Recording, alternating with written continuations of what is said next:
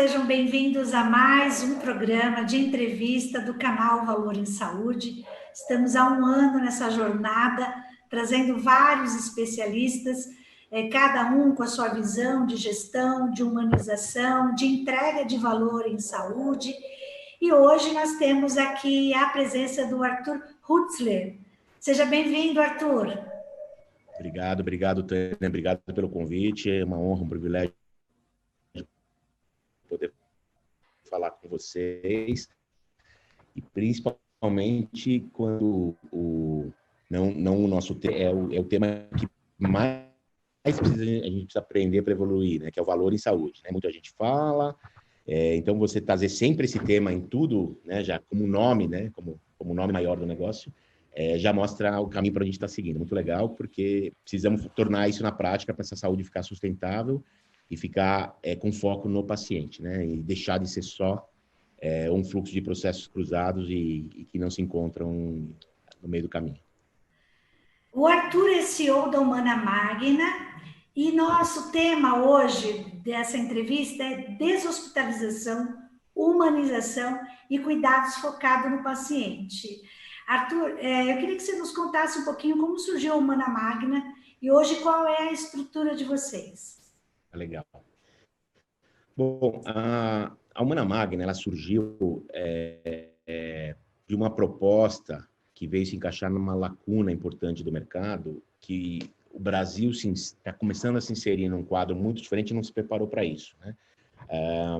O Brasil envelheceu sem enriquecer, né? A gente é um país que já está adotando um perfil demográfico, um perfil epidemiológico, padrão dos países amadurecidos, países que têm um número de idosos já bastante relevante na sua curva demográfica e portadores de doenças e comorbidades crônicas, né? O que acontece? A gente debelou de uma maneira relativamente bem as grandes moléstias infecciosas, doenças transmissíveis do século passado, e hoje o Brasil tem um perfil epidemiológico que está se aproximando dos perfis dos países amadurecidos. Uma população que envelheceu, hoje a gente tem entre 13% e 14% de idosos. Em 15 anos, a gente vai ser um quarto da população, e em 2050, daqui a 30 anos, 1 em cada 3 brasileiros vai ser idoso. E portador de doenças crônicas, que em algum momento, na sua curva, na sua redução de independência funcional, na sua condição, no seu quadro geral, você vai entrar em demanda de cuidados hospitalares e que, se não forem muito bem cuidados, você entra por um longo tempo em demanda de cuidados hospitalares, seja no tipo de instituição que for. Tá? Nesse sentido, a gente tem, então, uma pirâmide demográfica que já virou um tonel e que muito pouco ela vai se inverter. A gente vai ter um país com muito idoso, comorbidade, que, como eu falei, vai depender de internações mais prolongadas, de cuidados hospitalares mais prolongados, e, ao mesmo tempo, do outro lado, né, na sinistralidade da saúde, tanto na saúde suplementar como na saúde pública, é muito relevante. O maior ofensor disparado é a internação prolongada. As internações hospitalares representam 0,8% das ocorrências. O resto, tudo junto: cirurgias, terapias, consultas, pronto-socorros, emergências, laboratório, exames de imagem, tudo o resto que você imaginar, são 99% das ocorrências, mas representa menos da metade dos gastos. As internações hospitalares representam sozinhas mais da metade dos gastos.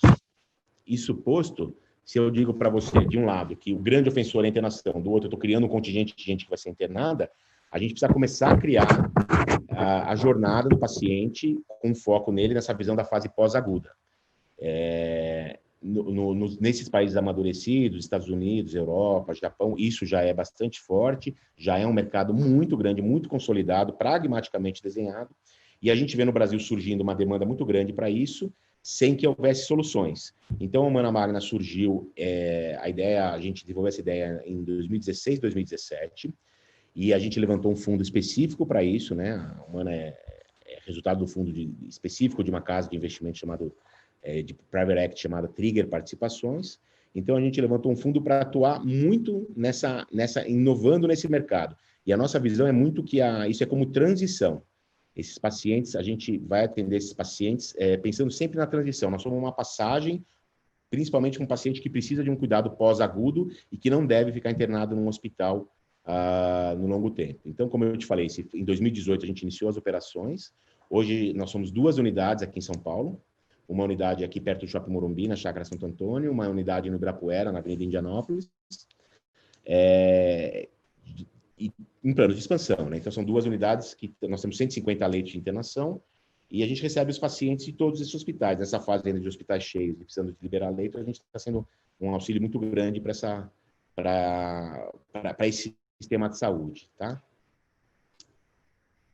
Arthur, você falou da complexidade, né, do cuidado, principalmente em doenças crônicas, em um paciente longevo, e aí a gente entende o quanto é importante ter um atendimento mais humanizado e focado no paciente. Mas eu queria que você me falasse quais são os maiores desafios de deshospitalizar esse paciente, né?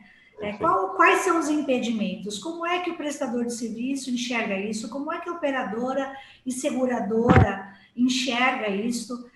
Quais são os desafios que você vê para esse setor? Porque a gente sabe que lá fora é tão forte essa questão de deshospitalização, e aqui no Brasil a gente ainda enfrenta muitas barreiras, né? Perfeito, muito bom, Tânia. Deixa eu contextualizar um pouquinho antes. Então, a gente atende 3 perfis principais de pacientes que estão pós-fase aguda. Fase aguda é hospital, intensividade de cuidados, é muita tecnologia agregada ao leito e caro, né? Então, para os 3 principais perfis de pacientes pós-fase aguda, sejam eles paciente de reabilitação, que é o paciente que passou por uma fase curativa, passou por eventos importantes de ordem neurológica, de ordem ortopédica, de ordem de trauma, de ordem respiratória, o que quer que seja, e ele precisa de reabilitação para recuperação de dependência funcional, para tirar os vários devices, tirar os dispositivos que ele está usando para poder retornar ao domicílio. Um segundo paciente é o paciente de finitude, o paciente que, por motivos diversos, está chegando numa fase final de vida e demanda cuidados hospitalares para fazer esse final de forma humanizada, de forma de dignidade, indolor, com acompanhamento da família, mas ele precisa do cuidado hospitalar.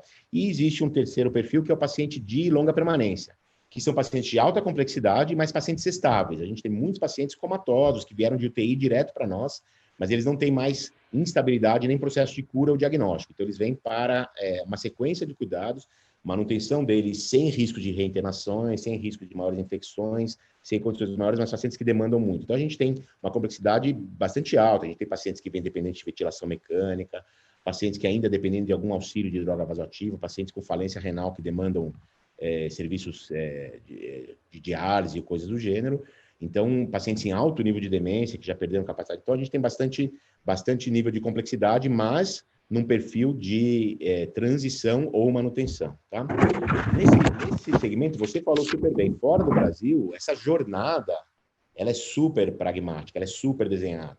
Os hospitais de alta complexidade são hospitais de alta complexidade mesmo. Eles não têm, no seu escopo, manutenção de pacientes crônicos. Então, o maior desafio que a gente enfrenta, Tânia, ainda é a fase de awareness desse modelo. É o Brasil conhecer cada vez mais e entender o que é o nosso modelo, né? Quais são os principais participantes, personagens nessa trajetória, nessa jornada. É próprio paciente, né? Onde ele deve ser o foco e o cuidado disso. É a família, entender que o cuidado dele é uma sequência de cuidados onde todos temos que ter nossas responsabilidades. O médico, né, também entender que o ambiente hospitalar não é o adequado para esse paciente, porque ele precisa de outra intensidade, ele precisa de outro nível de cuidado, ele precisa de mais touch, menos tech nessa fase, ele precisa de mais humanizada, ele precisa de gente cuidando de gente, e o hospital ainda, né, que entender que a sequência da jornada funciona.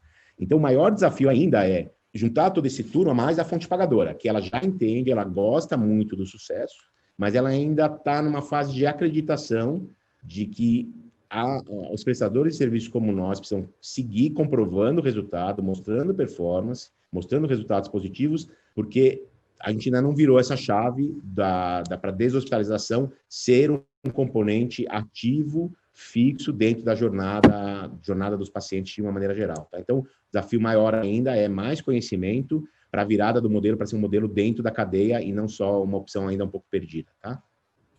Perfeito. A gente está chegando para o final, Arthur. Eu queria que você comentasse quais são os planos futuros e deixasse aí uma reflexão para os nossos ouvintes do canal Valor em Saúde. Tá legal. Então, é um modelo em que a gente acredita muito, né? O mundo todo levou seu tempo, mas evoluiu para isso.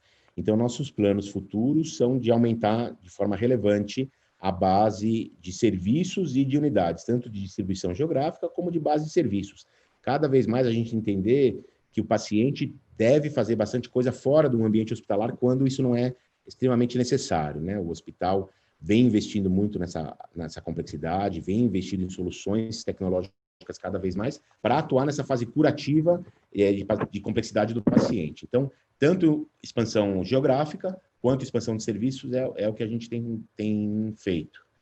E os nossos planos são bastante relevantes. Claro que a pandemia tornou a visão um pouco menos cristalina do que aconteceria esse ano, mas os planos estão desenhados e eles seguem, tem bastante coisa em andamento, tá?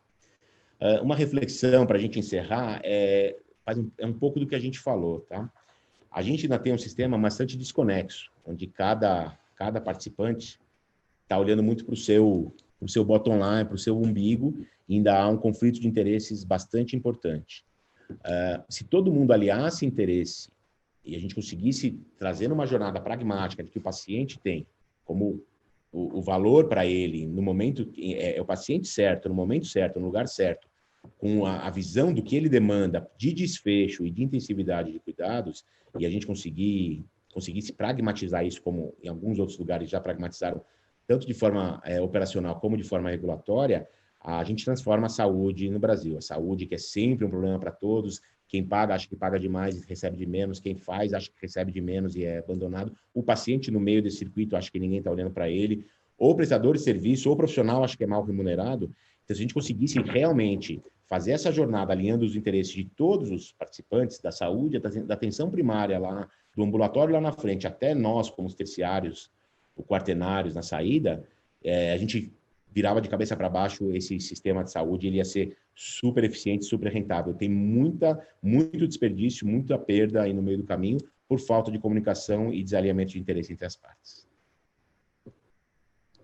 Arthur, obrigado pela sua participação, pelos seus esclarecimentos. A gente deseja uma jornada de sucesso aí para a Humana Magna, que vocês possam crescer cada vez mais. Conte com o nosso canal para trazer novidades e fica aqui o nosso agradecimento.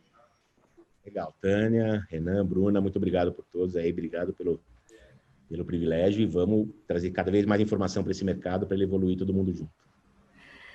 Obrigado pela sua audiência. Quem curtiu este nosso programa, por favor, compartilhe nas suas redes sociais. Não esqueça de dar o nosso like lá no nosso canal, é extremamente importante isso. E até o próximo programa. Até breve.